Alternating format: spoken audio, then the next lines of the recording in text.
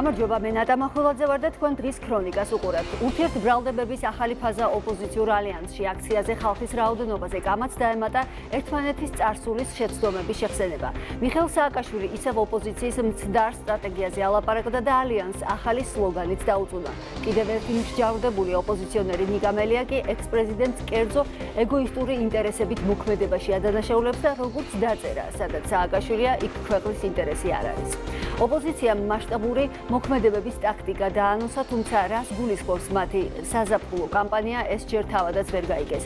პროცესი კი აშკარად აჩვენებს, რომ ერთპიროვნული ძალაუფლების მსურველობის ერთობა ფასადურია, გარე ინსტრუქციებით მართული აქცია კი ყოველთვის კრახისთვის არის განწირული. ამ და კვირის პოლიტიკურ საკითხებს დღეს ჩვენს ეთერში განათლების მეცნიერებისა და ახალგაზრდულ საქმეთა კომიტეტის თავმჯდომარის მოადგილე გიორგი სოსიაშვილი და საკრებულოს თავმჯდომარე ზურაბ აბაშიძე შეაჯამებენ. მივესალმებით ჩვენს პირველ სტუმარს. გიორგი სოსიაშვილი გვერდება პირდაპირ ეთერში. ძალიან დიდი მადლობა ბატონ გიორგი, რომ გამონახეთ დრო და მონაწილეობთ ჩვენს გადაცემაში. მოკლედ, ოპოზიციური ქაოსი და სააკაშვილის როლი. მსჯავრდებული წარსულის მოქმედებების შემდეგ არსებული რეალობითაც უკმაყოფილოა, ის აკრიტიკებს ამ რეალობას, იწუნებს სლოგანს და დინამიკას ასევე. გარეთ მყოფები კი ურჩევენ პრეტენზიების საკუთარი პარტიისკენ მიმართოს. ნიკა გვარამიამ ცოტა ხნის წინ დაწერა სოციალურ ქსელში, რომ წივილ-კივილით მოგებული ბრძოლის არ სჯერა, ასევე ფუჭად არ დახარჯავს და ვერ დახარჯავს დრო და რაციონალურები უნდა ვიყოთო, ასე თქვა მან. სადამდე მივა ეს დაპირისპირება, როგორ ფიქრობ და ეს პროცესი რა აჩვენა ამ დღეებმა, როგორც მათი მხარდამჭერებისთვის, ასევე თქვენთვის.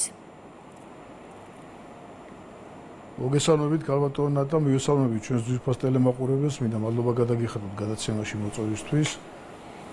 ის რაც ხდება დღეს ახლა ამ რადიკალებში, ეს მოცალოდნელიც იყო, იმიტომ რომ ისინი ვერ იყოფენ გარე პატრონებისაგან გამოყოფილ თანხებს და ცდილობენ რომ თითოეულმა მათგანმა უფრო მეტად მოაჩვენოს მათ თავი, რომ რაღაცა შეუძლიათ რადიკალიზაციის პროცესების უფრო გააქტიურება და გაემიჯნონ, ასე ვთქვათ, აი ამ ვადაგასულ და ყაოლგასულ ამრევს. ხედულობაში მყავს ყოფილი პრეზიდენტად წოდებული, რომელიც მთელი ამ წლების განმავლობაში საკუთარ სამშობლოს ესე აბუჩად იგდებდა, აბულინგებდა და საკუთარ სამშობლოს, მან საკუთარ ქვეყანას თუ სამშობლოს განცდა გააჩნია მას ეს ძალიან მეეჭვება, მიაყენა ამხელა უზარმაზარი ტკივილები და უზარმაზარი დარტყმები და თქვენ ძალიან კარგად მოგეხსენებათ, რომ გარე პატრონების მიერ შემუშავებული იყო ძალიან დიდი სქემა, დიდი გეგმა და ამ გეგმის ნაწილი იყო, რომ ჯერ ის შემოიყვანეს, შემოაპარეს არაჟნის კონტეინერით და სურვილი ჰქონდათ, რომ ქვეყანაში რევოლუციური სცენარი განეხორციელებინათ, ეს ძალიან დიდი ფული იყო დახარჯული ამ საქმეში. მათ ეგონათ, რომ ხალხი 2003 წლის აი ამ რაღაცა რევოლუცია წოდებული ამბების მსგავსად გარეთ გამოვიდოდა და რაღაცა ხსნელად მოვლენილი აი ამ პრეზიდენტად წოდებულს დაუდგებოდა გვერდში და რაღაცა არეულობა დაიწყებოდა ქვეყანაში, მაგრამ ვერ მიხვდნენ ესენი, რომ ქვეყანაში 2003 წელი აღარ არის, ქვეყანაში ახლა 2026 წელია და ქვეყანას მართავს არა შევარდნაძე და მისი ხალხი, არამედ ქვეყანას მართავს ეროვნული ხელისუფლება, ქართული ოცნება, რომელსაც კარგად აქვს გასიგზეგანებული ჩვენი ქვეყნის ხვალინდელი დღე. ზედმიწევნით სწორად იცის მან თუ რა გეზით უნდა წარმართოს ქართული ხალხის განვითარება, ჩვენი სამშობლოს მომავალი ორიენტირები როგორ დასახოს და აი ამაში შეცდნენ და ეხლა უკვე ხედავთ რაც ხდება, ხო? ერთმანეთს უპირისპირდებიან, თითოეული მათგანმა ერთმანეთის ცოდვები ძალიან კარგად იციან. იმიტომ რომ ერთ სიბინძურეში ტრიალებდნენ ესენი ეს რადიკალები თავის დროზე, როგორც გიენები მიესევიან ხუმი მსხვერპლს, ისე იყვნენ ესენი მისეულები საკუთარ სამშობლოს და არიან ერთმანეთის წამოძახებაში. ესე იგი, თავის დროზე მათ ძალიან დიდი ფული იშოვეს ქართული ხალხის ხარჯზე და გეტყვით პირდაპირ რომ საკუთარი სამშობლო მათ გადაქცეული ჰქონდათ ბიზნეს პროექტად. დიახ, ჩვეულებრივი ბიზნეს პროექტი იყო, ბიზნეს ინტერესები იყო. ანუ თქვენი ლოგიკით რომ ვისაუბროთ, ისინი ეხლა ვერ მალავენ უთანხმოებას და დაპირისპირებას ფულის გამო?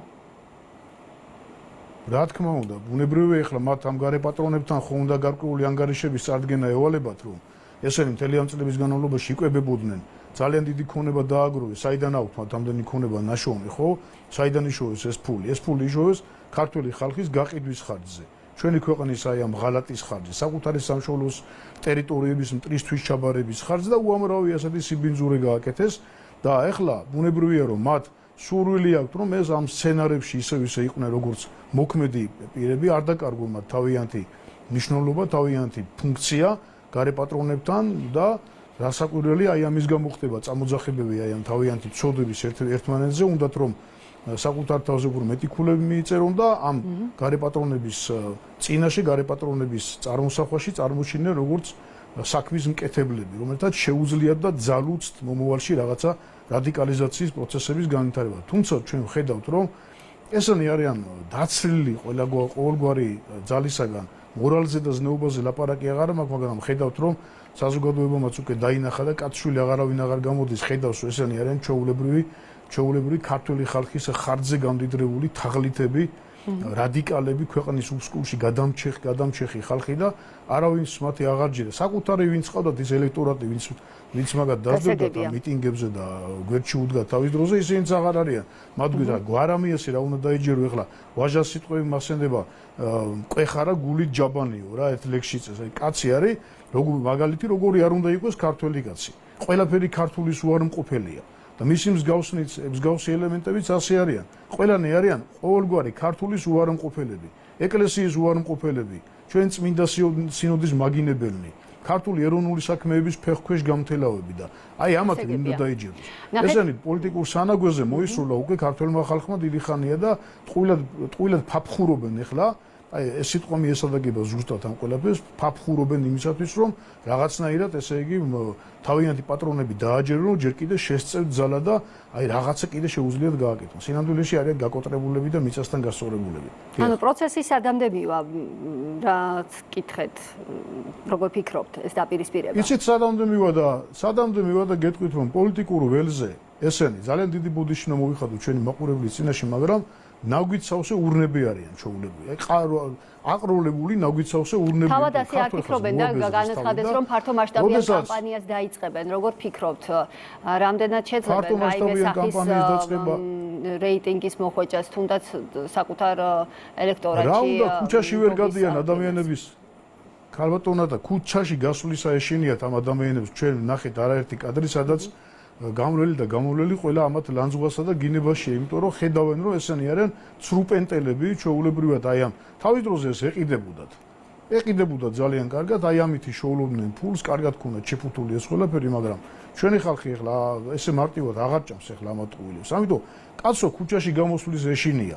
კაცო ამდენი უბედურება აქვს საკუთარი ქვეყნის წინაშე გაკეთებული, უამრავი ადამიანი გაუბედურებული, უამრავი ოჯახი ღირსება აყრილი, ტერიტორიები დააკარგვინეს ქვეყანას და დიდი ლიახვის, პატარა ლიახვის, ქსნის ხეობის, ფრონეს ხეობის მცხოვრები ქართველები საზარბაზნე ხორცად გამოიყენეს თავის დროზე. არსად არ მიესულებათ, არსად არ გაესულებათ.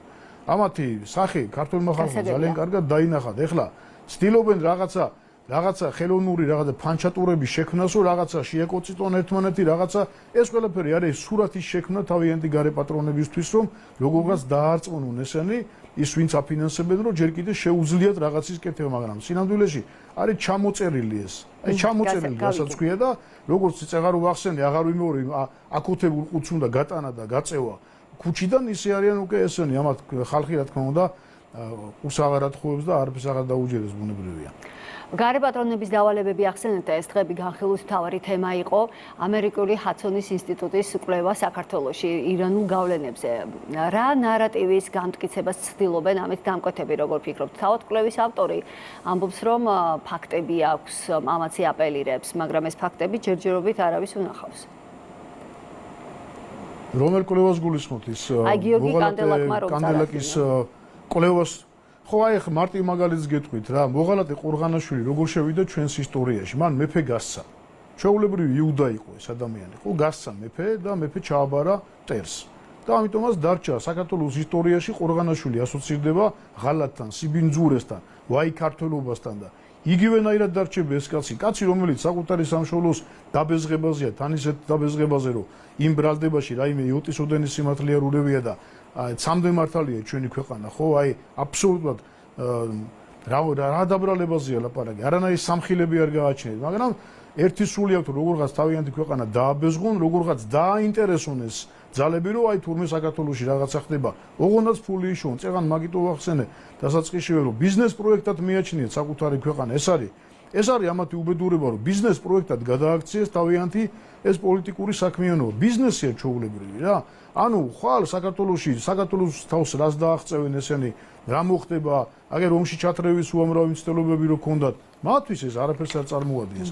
თქვენი შვილები, ჩვენი ქვეყნის მომავალი ხვალ სად იქნება, რა ბედი ეწევა და ამათთვის ეს საინტერესო სულაც არ არის. თავარი ის არის, რომ კანდელაკის აი ამ ბოდვას კანდელაკის აი ამ ბრალდებებს, ამ გამოგონილ უბედურებას და სიბინძურეს ვიღაცა მათხოვს ყურით და რაღაცა სკანდალი აგორდეს სოფლიო პრესაში, მედია საშუალებებში, თურმე საქართველოში რაღაცა აი ესეთი უბედურებები ხდება. ეს არის აი სიბინძურის კლასიკური მაგალითი და ყორღანაშვილის სულიერი შთამომავალია, რა თუნდა ლაპარაკი და რაც მიუღია ჩვენი ისტორიის მანძილზე მოღალატეებს, ჩვენი სამშობლოს ისტორიაში რა მიიღეს მოღალატეები, იგივეს მიიღეს ეს ბატონიც რა. მოღალატის სახელით შევა საქართველოს ისტორიაში და გაიხსენებენ მის აი ამ დასმენას, რასაც აკეთებს დღეს და წინა პერიოდშიც მახსოვს მისი კვლევები, ეგრეთ წოდებული კვლევები ჭყალებში, თუ რომელი მკვლევარი ეხლა ეს მყავს თავისი რაღაცა გაზუთხული ინგლისურით გამოდის და ბოდავს იქ რაღაცებს და ხალხს რაღაცებში შეცდომაში შეყავს თავის სამშობლოს აბეზღებს და თავის ქვეყნის მომავალს ძირს უთხრის. ეს არის და ეს მეტი არაფერი. ეხლა რა კვლევაც არ უნდა გამოაქვეყნო ბუნებრივია, ჩვენ ვართ მართალი ხალხი. ქართული ხალხი არის გულწრფელი ხალხი. და ჩვენი წვლილი შევიტანეთ ყოველთვის სამშვიდობო მისიებში, აი ამ ევროპული ცივილიზაციის მთლიანად შექმნაში და დღესაც ჩვენი წვლილი შეგვაქვს. დღეს ევროპული ფასეულობები და ევროპული ღირებულებების გადარჩენა ხდება.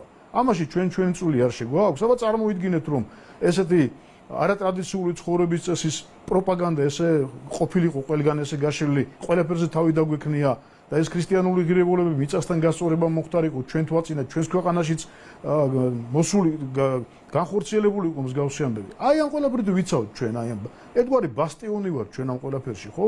ზნეობრივი ბასტიონი და ამას დანახვა უნდა ბუნებრივია. მოვა დრო და ამას დააფასებენ, იმიტომ რომ ქართულ ხალხს თავისი მისია ქონდა, აქვს და ყოველთვის ექნება და ახლა კანდელაკისნაირი ყორღანაშვილები და მისი მსგავსი ელემენტები ბუნებრივია ჩვენ ვერაფერს ვერ დაგვაკლებენ და ეს წყალნი წავლენ და წამოვლენ ნათქვამია და ეს ჩვეულებრივი ამბავია. ბატონ გიორგი, ერთსაც კითხავთ, აი როცა ოპოზიციის და მმართველი გუნდს შორის ზოგადად მუდმივ პოლემიკაზე ვსაუბრობთ, მუდმივად არის სიძულვილის ენის საკითხი. ხელისუფლებამ გადაწყვიტა ამ სიძულვილის ენაზე მონიტორინგი და ეს 1 ივნისიდან ოფიციალურად დაიწყება. რა გავლენა ექნება ამ გადაწყვეტილებას, როგორ ფიქრობთ, აი რისი პრევენცია მოხდება? იცით რა, ეს იყო სწორედ ხელოვნურად შექმნილი ამბავი, რომ პოლარიზაციას, რადიკალიზაციას ქვეყანაში და აი ამ დაპირისპირებას ჭირდებოდა ასეთი ენა, ასეთი სამოქალაქო, ასე ვთქვათ, ჭყალებში ენის ჩამოყალიბება, რომ ასე უნდა ყოფილიყო ლანძღვის, უბედურების და ქართველი კაცი ზოგადად ბუნებით როგორია, ხო? ჩვენი გაიხსენეთ, ჩვენი ხალხური მარგალით 1000-ად კაცი დაფას და 10000-ად ზრდილობაა, ხო? ადამიანს ზრდილობა არ გააჩნია, ზრდილი არ არის და კომუნიკაციის უნარი არ გააჩნია, ახლა რაზე უნდა ელაპარაკო? ამიტომაც მე ვფიქრობ, რომ აი ამ დიდი სცენარის საქართველოს წინააღმდეგ არსებული შეთქმულების ერთ-ერთი მთავარი ინსტრუმენტი უნდა ყოფილიყო სწორედ აი ამ სიძულვილის ენის დამკვიდრება ჩვენს საზოგადოებაში და რადიკალიზაცია და პოლარიზაცია, რომ ადამიანს უნდა დალაპარაკებოდა მათი გათვლებით, მხოლოდ გინებით, მხოლოდ ბულინგით, იმიტომ რომ ფაშისტური დამოკიდებულებაა. რანაირად შეიძლება როგორც არ უნდა არ ეთანხმებოდი ადამიანს განსხვავებულ აზრში, ის ადამიანი ლანძღო, თათხო და სოციალურ ქსელში ხო ხშირად გავიგონებთ ხოლმე, რომ შესვლა აღარ უნდა ადამიანს სოციალურ ქსელში, ნახეთ რა ხდება, რატო ხდება ეს ყველაფერი, საიდან ხდება, ვისგან ხდება, ამაზე ხო მარტივად შეიძლება კითხვა და პასუხი გაეცეს. ხდება ამ ადამიანებისაგან, აი ამ ბაბატიე და ვიგინდარებისგან, ამ ფაშისტებისაგან, რომლებიც ესე თესავენ ამ სიძულვილის ენას საზოგადოებაში და ერთხელაც სამუდამოდ ეს უნდა დამთავრდეს. სხვადასხვა დებატები, როცა შემოიტანა ბატონმა პრემიერმა დებატების ველზე, რომ ველის გახსნაზე რომ ისაუბრა, აქეთკენ მიმართული ამბავი იყო, რომ დებატები, ჯანსაღი დისკუსია ადამიანებს შერიგებისკენ მოუწოდებს და კამათზე უნდა ვიკამათოთ ჩვენ და ამ კამათში დაიბადება ჭეშმარიტება, როგორ უნდა ავაშენოთ უკეთეს საქართველოს და არა ლანძღვაში, გინებაში და ერთმანეთის გამუდმებულ ბულინგსა და ცილისწამებაში და რაც ახლა ხდება სოციალურ ქსელში თუ მედია საშუალებებში, რა უნდა უწოდო? ამიტომაც არის აუცილებელი, რომ სახელმწიფო უნდა იფიქროს ამაზე. სახელმწიფოსგან დაცული უნდა იყოს თითოეული ჩვენი მოქალაქე. აი ამ შეურაცხყოფის გამო, აი ამ უბედურების გამო არაერთი ადამიანი დაზარალდა. ყველა ადამიანი ხო ვერ უძლებს ამ წნეხს. კი ბატონო, ძალიან დიდი მადლობა. ეგრე ფსიქიკის არ არის. ამიტომაც ვალდებულებაა სახელმწიფოზე, რომ დაიცვას თითოეული მოქალაქე, როგორც ფიზიკური, ასევე მორალური წნეხისგან და ტერორისგან. დიდი მადლობა. ძალიან დიდი მადლობა გიორგი სოციაშვილი, საპარლამენტო უმრავლესობის წევრი, საუბრობდა პირდაპირ ეთერში. ახლა კი მივესალმებით ჩვენ შემდეგ სტუმარს, განვაგრძობ საკრებულოს თავმჯდომარესთან ზურაბ პაპეშიძესთან საუბარს. ძალიან დიდი მადლობა, რომ დატვირთული დღის მიუხედავად მონაწილეობთ ჩვენს გადაცემაში. ბატონ ზურა, ურთიერთბრალდებები გვესმის ოპოზიციურ ფლანგზე ალიანსში ფაქტობრივად ყოველდღე მიმდინარეობს ერთმანეთის ლანძღვა. როგორ ფიქრობთ, სულ ცოტა ხნის ჩვენმა სტუმარმა ისაუბრა იმაზე, რომ კარე პატრონების თანხებს ვერ იყოფენ და ამიტომაც არის დაპირისპირება და ვეღარ მალავენ უთანხმოებას ერთმანეთშიო. გარე პატრონების მიერ დაწერილი სცენარი თქვენი გათვლებით ისევ ძალაშია, როგორ ფიქრობთ? საღამომშვიდობის მოგესალმებით, მივესალმებით ჩვენ ტელემაყურებელს. მადლობა მოწვევისთვის. იცით რა არის ჩვენი წინამორბედი, ჩვენი კოლეგა მეგობარმა ძალიან ბევრი საკითხთან დაკავშირებით ძალიან დეტალური ახსნა მიცა პროცესებს, მაგრამ შეიძლება კიდევ რა დავამატოთ.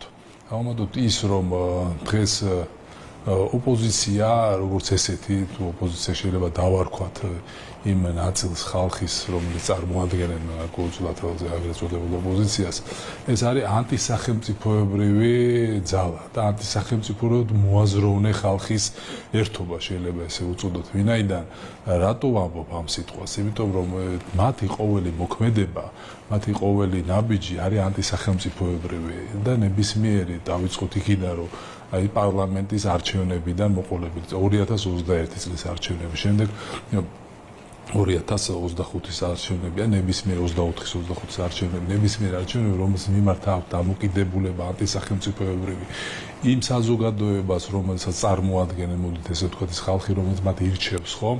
მე არახორციელებენ და აზე დაკისრებულ მოვალეობას, რომ იყვნენ პარლამენტშიდან, იგივე ადგილებზე, საკრებულოებში და ასე შემდეგ, ხო? ეს ყველაფერი მოქმედებს და მიანიშნებს იმაზე, რომ მათი ანტისახელმწიფოებრივი მიდგომები თვითონ მათ საწინააღმდეგოდ მოქმედებს. იმიტომ რომ ქართველი ხალხი ამას ძალიან კარგად ხედავს და ძალიან ადეკვატურ შეფასებას აძლევს. ეს ერთი.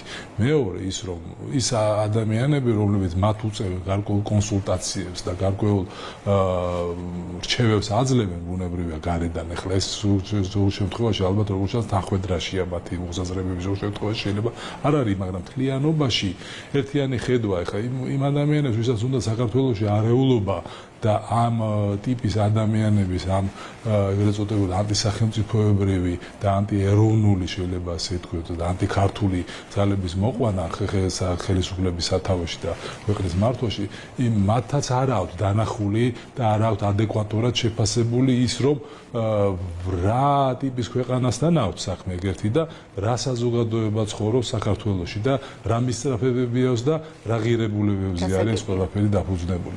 იმიტომ რომ ჩვენ ძალიან ნათლად ხედავთ რომ ქართული საზოგადოების უმეტესი ნაწილი და ძირითადი ნაწილი მიუხედავად იმისა რომ ზოგი მართლმადიდებელი აღმსარებელი ქრისტიანია ზოგი შეიძლება არა მაგრამ ერთიანდება იგივე გარკვეული ღირებულებების გარშემო. როდესაც არის მაგალითად ოჯახის პატივისცემისა და შობლების პატივისცემის და ოჯახური ღირებულებების დღე იგივე პატრიარქის გარშემო ეს ყველაფერი არის ღირებულებები რომელსაც ვერ დაანგრევენ და ასე მოვიდა 1700 წელია საქართველოს ამ გზით დადიზდა ახლა 1700 წელი ვერაფერი ვერ მოხდა და ახლა ამ პერიოდში ძალიან ღმათ ვარ დარწმუნებული რომ ვერაფერს ვერ იზამენ. ნახეთ გარე პატრონების დაკვეთაზე როცა საუბრობს მართველი გუნდი ხშირად მიუთითებენ ევრობიუროკრატებს. თქვენ გამოცდილი დიპლომატი ხართ და მაინტერესებს რა შეიძლება იყოს საწყისი წერტილი რომელიც უბიძგებს ევროკავშირს ტონის შეცვალოს საქართველოსთან მიმართებაში. აქ უნდა ჩვენ დავინახოთ ერთი რამ, რომ ის ბიუროკრატია, რომელიც დღეს მართავს ევროკავშირს და ბუნებრივია ძალიან კარგად დავინახეთ ჩვენ ეს პროცესები თუ საითკენ მიდის, ხომ? ის ეწოლა ჩვენ გამოვიარეთ ხო საბჭოთა კავშირი მაგალითად და ვიცით რა იყო ეს საბჭოთა კავშირი როგორ იმართებოდა საქართველოს ცენტრალური კომუნისტური პარტია რომელიც იყო მოსკოვში და იქიდან მერე მოდიოდა დავალებები ესეთი რაღაცა არ უნდა ქართულ ხალხს მას უნდა პარტნიორული ურთიერთობები რა თქმა უნდა და არ უნდა იყოს დირექტივები არ უნდა იყოს მითითებები და არ უნდა იყოს ეს დაძალებით ხო თავისთავად აქედან გამომდინარე ჩვენი მისწრაფება ევროპული ცივილიზაციისკენ, იმიტომ რომ ქართული, იმიტომ რომ ამას რო აღგვნიშნავთ, ეხლა ეს ხო თავმოწონებით არ საუბრობთ, ჩვენ რო 1700 წლიანი ქრისტიანულ სამყაროს წარმოვადგენთ, ხომ ესე რო ვთქვათ.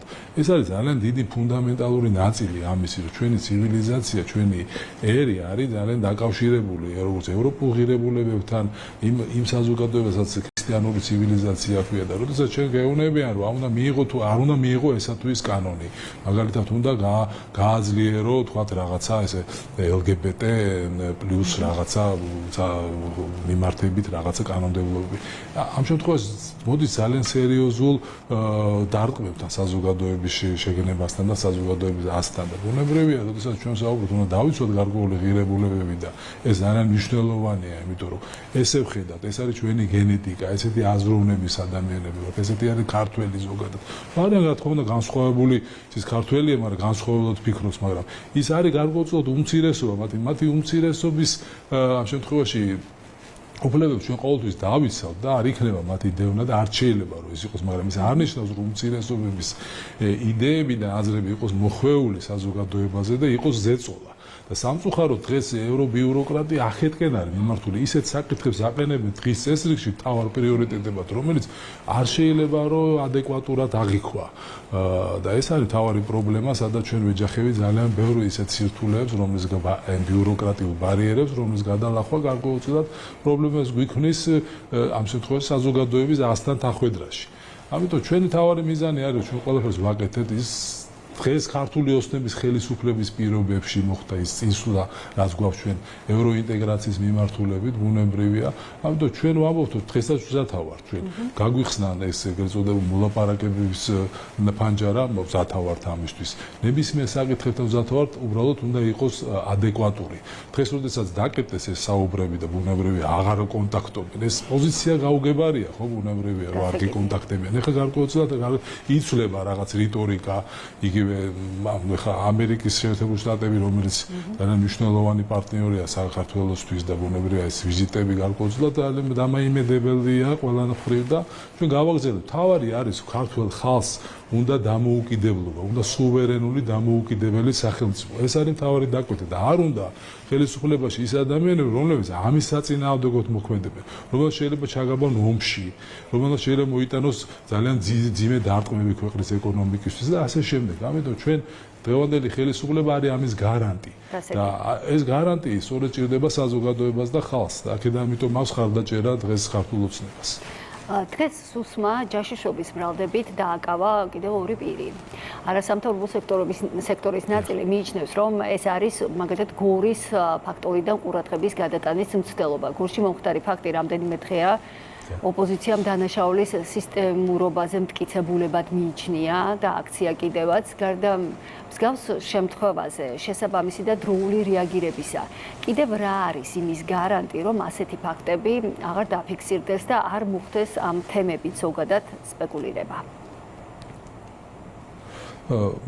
არ შეიძლება საზოგადოების შეცდომაში შეყვანა, ხო, ამაზე თანხმდებით, როდესაც ხდება ერთი ფაქტი გარკვეული დანაშაული, რომელსაც ჩადის ეს იქნება მოქალაქე თუ პოლიციელი, დღეს ქართულის საქართველოს სახელმწიფო როგორც ესეთი პასუხობს ყველა ამ რეაგირებაზე. ხომ ძალიან მძიმე ფაქტი იყო, როდესაც პოლიციელებმა ჩაიდინეს დანაშაული და მაშინათვე მოხდა ამაზე რეაგირება. აი რო არ მოხდარიყო ამაზე რეაგირება და ეს ყველაფერი მიჩქმალული იყო როგორც ხდებოდა ნაციონალური მოძრაობის დროს ბუნებრივია, რა თქმა უნდა, შეექნებოდა სისტემური პრობლემა. ეს სისტემური პრობლემა არ არსებობს და ვერავინ ვერც შეთხსავს ამას, იმიტომ რომ 6 ადამიანი მიცემულია პასუხისგებაში ბუნებრივია და გაგრძელდება გამოძიება. ეხლა რაც შეეხება იმ ფაქტს, რომ ჯაშუშების დაკავებით, ეს აბსოლუტურად სხვა საკითხია. ეს არის მუშაობა, როდესაც სპეცსამსახურები მუშაობენ იმისათვის, რომ გამოავლინონ ადამიანები, რომლებიც მუშაობენ სხვა ქვეყნის ინტერესებისთვის. და სხვა სახელმწიფოს ინტერესების ზოგი ამას ღიად აკეთებს, ზოგი ფარულად. მაგალითად, ეხლა საუბრობდით კანდელაკზე, ეგეთ პიროვნებაზე, რომელიც პირდაპირ დაკავშირებული, ხა მეტი ჯაშუშობა, ეს არის ღია ჯაშუშობაა, ხო? როდესაც შენ ქვეყნის ინტერესების საწინააღმდეგოდ მუშაობ, არა, ბუნებრივია, ხა რა მეტი რა უნდა დაარქვა ამას. საოცრებაა, მაგრამ ეს ადამიანი და ესეთი ამ ტიპის პოლიტიკოსებს ვერ დავარქვი, მაგრამ პერსონები ესე არ არის პირველი დღე, ჩვენ გვახსოვს ეს 2010 წლიდან დაწყებული, მე 2012-16 წლის პარლამენტში ეს პიროვნება იქ მოღვაწეობდა და პირდაპირ მუშაობდა ამ მიმართულებით. ეს არის მათი საქმიანობა, მათ დავალებული აქვს. ამას თუ არ გააკეთებენ, ისინი სხვანაირად ვერც იცხოვრებენ, იმიტომ რომ იმდენად არიან დაკავშირებული სხვა ქვეყნის ინტერესების გატარებასთან ქვეყანაში. და ამიტომ ამას მოყვება ძალიან მკაცრი რეაგირებს. სწორედ ეს არის სახელმწიფოებრივი. თუ არ არსებობს სახელმწიფო და არ არსებობს მისი სტრუქტურები ძლიერი, ჩვენ ამ სუვერენიტეტს, რომელზეც საუბრობდა, ჩვენ დამოუკიდებლობას ვერანაირად ვერ შევინარჩუნებ და ეს ყველაფერი არის მიზეშედეგობრივი კავშირი. გამოვლინდა და მომავალშიც იქნება რეაგირება ნებისმიერ ესეთ ფაქტებზე, როგორიც არის მაგალითად დანაშაული, რომელსაც ჩაიდენს პოლიციელი და ნებისმიერი მოქალაქე და როგორც ჩაიდენს იგივე სხვა პიროვნება, რომელიც დაკავშირებული იქნება სხვა ქვეყნის ინტერესების გატარებასთან საქართველოში, ჩვენ სამშობლოში. ამიტომ ეს არის ძალიან პრინციპული პოზიცია და ამ პოზიციას დარწმუნებული ვარ, ჩვენი საზოგადოების უმრავლესობა იზიარებს თავისთავად. კი ბატონო, ერთსაც გითხავთ ბატონო ზურა, სიძულვილის ენა საკმაოდ პრობლემატურია საქართველოში, ну არა მარტო საქართველოში, მსოფლიოში. 1 ივნისიდან უკვე იწყება სიძულვილის ენის მონიტორინგი. რისი პრევენცია მოხდება, როგორ ფიქრობთ? ზოგადად ჩვენ აკვირდებით და ისეთ რა არის, არა მარტო სიძულვილის ენა გამოხატული სოციალურ ქსელებში, არამედ ნებისმიერ ადგილას მე ხა უბრალოდ ეხლა გავიხსენებ იგივე 9 აპრილის მემორიალთან მისვლის ფაქტს, აი თქვა მაგალითად ჩვენ კოლეგებთან ერთად მივედით და პატივი უნდა მიგვეგო დაღუპული ადამიანების ხსოვნას ამ დღეს, ხომ? და იქ ხვდებიან გარკვეულწილად აბსოლუტურად გაუგებარი ხალხი, რომელიც შეურაცხყოფას გაყენებენ, მოდით ესე ვთქვა, პირდაპირ, ხო არა? მე ამ შეურაცხყოფას არ ვიღებ სერიოზულად, უცხოელად გეტყვით, გარკვეულ ცხოვრებისეული და პოლიტიკური გამოცდილება, როდესაც ადამიანს გავს, გარკვეულწილად გეხმარება, მაგრამ შეიძლება ყველას არ ქონდეს, ხო? არიან პირდაპირ შეურაცხყოფა, გეძახიან მონას, გეძახიან რაღაცა რუსს, რაღაც აგენტს და ასე შემდეგ. ის ადამიანები, რომლებიც თვითონ არიან ესეთები. თქონ ამას ყველაფერს სჭირდება გარკვეული რეაგირება და სახელმწიფომ უნდა თავისი სიტყვა თქვას ამ მიმართულებით. არ შეიძლება ადამიანების ესე ჩვეულებრივი ფორმატ იქცეს, რომ მივაყენოთ შეურაცხყოფა და ეს არის, მაგრამ ეს ფორმა, რომელიც დამკვიდრდა ამ წლების განმავლობაში, არ იქნება ესე მარტივით გადასაჭრელი, მაგრამ გარკვეულწილად მე მინდა გითხრათ, რომ ამაზე რეაგირება აუცილებლად უნდა მოყვეს, იმიტომ რომ ჩვენ ვზით მომავალ თაობას, ჩვენ შვილებს. ეს არ არის მაგალითი. ჩვენ არ შეიძლება ვაძლევდეთ მაგალითს აი ესეთი საქციელი ჩვენ მომავალ თაობას. ჩვენ მომავალ თაობა იზრდებოდეს აღზრდილი ადამიანები, კულტურული ხალხი, რომელსაც უნდა გადაიბარონ ეს ქვეყანა და მართონ და არა იმ ადამიანებმა, რომლებიც არიან ასეთი აღუზრდელი, შეურაცხყოფებით, ახსავსე, რაღაცა ღვაწლით და შურით და ბოღმით სავსე ადამიანებმა ჩაიგდონ ძალაუფლება ხელში და ეს ვერც მოხდება ვერასდროს, იმიტომ რომ ქართულ ხალხს აქვს ძალიან პეთრი პოზიცია და ძალიან კარგად იციან, იმიტომ რომ ეს ადამიანები, რომლებიც ცდილობენ და რაც მნიშვნელოვანია რომ ვთქვათ, რომ ისინი არ იბრძვიან, ისინი იბრძვიან მხოლოდ და მხოლოდ ძალაუფლებისთვის, ხელში ჩაიგდონ ძალაუფლება და მერე შემდგომ გაატარონ ის ინტერესები, რომელიც ანტისახელმწიფოებრივია და ანტისახელმწიფო ინტერესებს ვერ გაატარებს ამ ქვეყანაში ვერავინ დარწმუნებული ვართ. ძალიან დიდი მადლობა საინტერესო საუბრისთვის. საკრებულოს თავმჯდომარე ზურაბ აბაშიძე საუბრობდა პირდაპირ ეთერში. ასეთი იყო ამ დროისთვის მონიტორინგის ქრონიკა. მე მომავალ ხუთშაბათამდე გემშვიდობებით.